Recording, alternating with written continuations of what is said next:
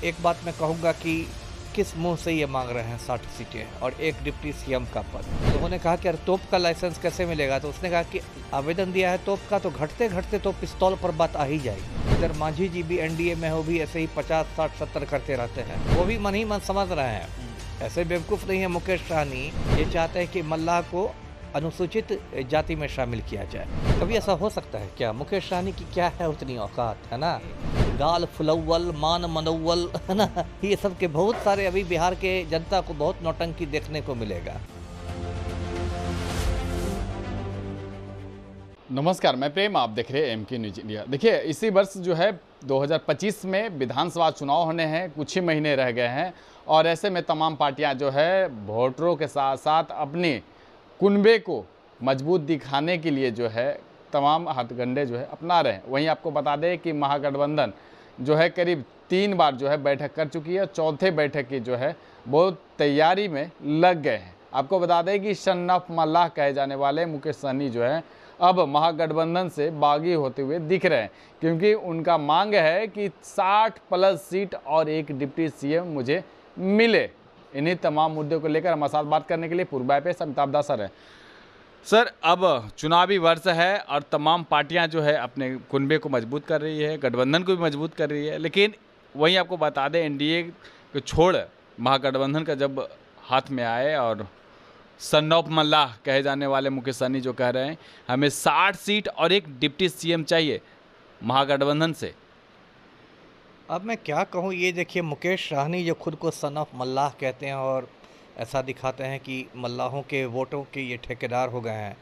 ये लोग कोई सैद्धांतिक राजनीति तो करते नहीं हैं, ये लोग मूलतः डगरा के बैगन हैं, है ना? मतलब कभी एनडीए में रहते हैं, कभी महागठबंधन में। याद होगा एक चुनाव के समय में तेजस्वी यादव के साथ प्रेस कॉन्फ्रेंस में बैठे हुए थे और 20 संवाददाता सम्मेलन में उठ के चले गए जब उनको मनमाफिक सीटें नहीं मिली थी। तो ये लोग बहुत अवसरवादी राजनीति और बहुत निचले स्तर की राजनीति करते हैं। अब इसमें एक बात मैं कहूँगा कि किस मुंह से ये मांग रहे हैं 60 सीटें और एक डिप्टी सीएम का पद जी। ये तो इस पर एक हिंदी कहावत हम लोग बचपन से सुनते हैं ना, ये मुंह और मसूर की दाल। तो ये तो वही है कि ये मुंह और मसूर की दाल वाली बात है।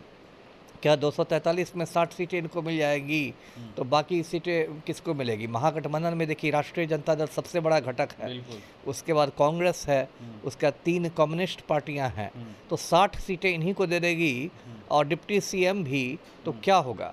तो देखिए इसमें 2 बातें होती हैं। एक तो बात होती है पैंतरेबाजी की, जैसे हम लोग बचपन में एक मजाक सुनते थे कि एक आदमी ने तोप के लाइसेंस के लिए आवेदन दे दिया। लोगों ने कहा कि अरे तोप का लाइसेंस कैसे मिलेगा, तो उसने कहा कि आवेदन दिया है तोप का, तो घटते घटते तो पिस्तौल पर बात आ ही जाएगी। तो एक तो ये बात होती है कि हमने 60 सीटों की मांग कर दी, तो घटते घटते तो भाई 10 पर पहुंच ही जाएगी बात। इसलिए लोग बढ़ा चढ़ा के मांग करते हैं। उधर मांझी जी भी एनडीए में हो भी ऐसे ही 50, 60, 70 करते रहते हैं। तो ये तो एक पैंतरेबाजी वाली बात होती है, जिसको आप दबाव की राजनीति कह सकते हैं, प्रेशर पॉलिटिक्स है। वो भी मन ही मन समझ रहे हैं। ऐसे बेवकूफ़ नहीं है मुकेश सहनी कि उनको नहीं पता है अपनी पार्टी की क्या औकात है। वो भी मन ही मन समझ रहे हैं कि ये 60 सीटें मिलने वाली नहीं, ना ही डिप्टी सीएम की सीट।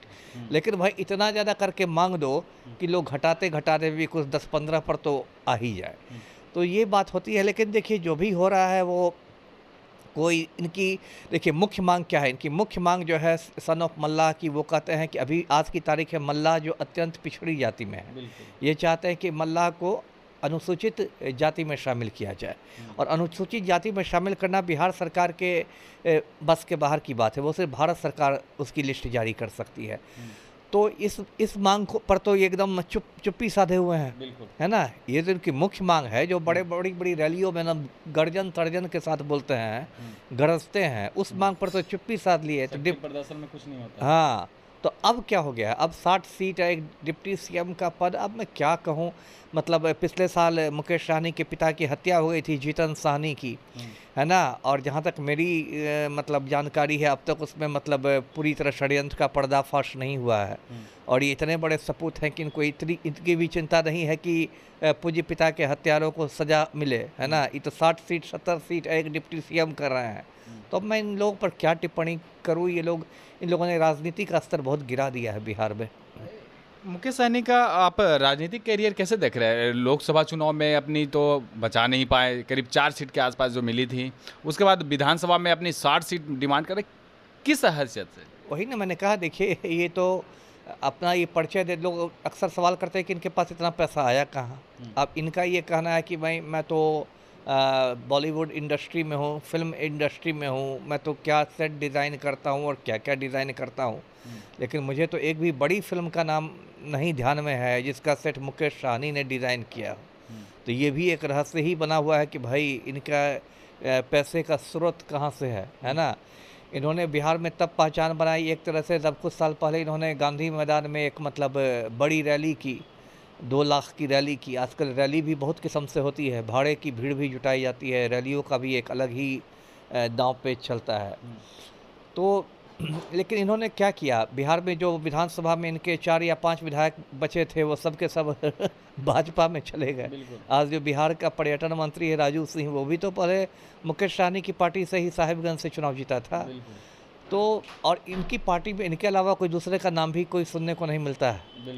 एकदम एकला चलो रहे हैं, वन मैन शो है ना। कभी सुनते हैं वीआईपी में मुकेश सहनी के अलावा किसी दूसरे नेता का नाम?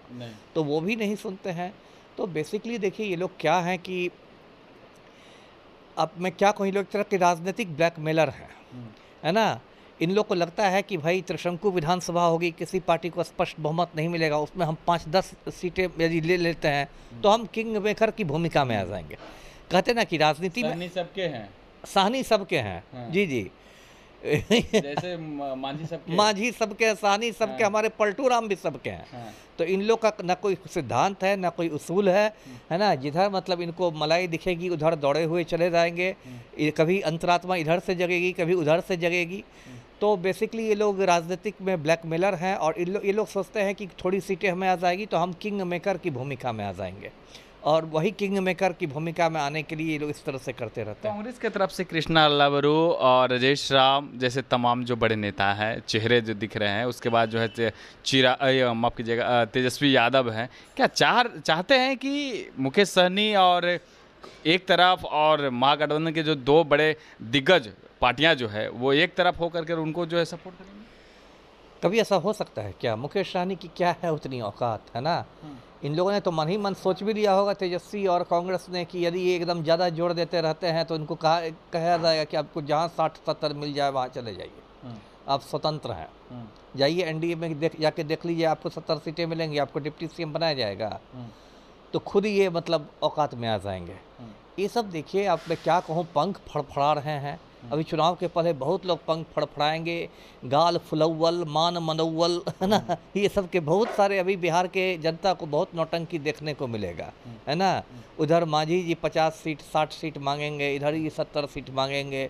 आपकी पार्टी का कोई अता पता ही नहीं है, लेकिन एकदम दावा ठोक रहे हैं। एक ही डिप्टी सीएम का पद क्यों मांग रहे हैं? मैं तो कहता मुकेश सहनी 2 डिप्टी सीएम का पद मांग ले, एक सन ऑफ मल्लाह के लिए, एक नेफ्यू ऑफ मल्लाह के लिए। क्या एक आखिरी सवाल रहेगा कि जिस तरह से कांग्रेस जो है पिछले दिन आपने देखा था लोकसभा चुनाव के समय कि सीटों का बंटवारा जब लालू प्रसाद ने किया था, तो लालू प्रसाद के आगे तो किसी का चलता नहीं महागठबंधन में।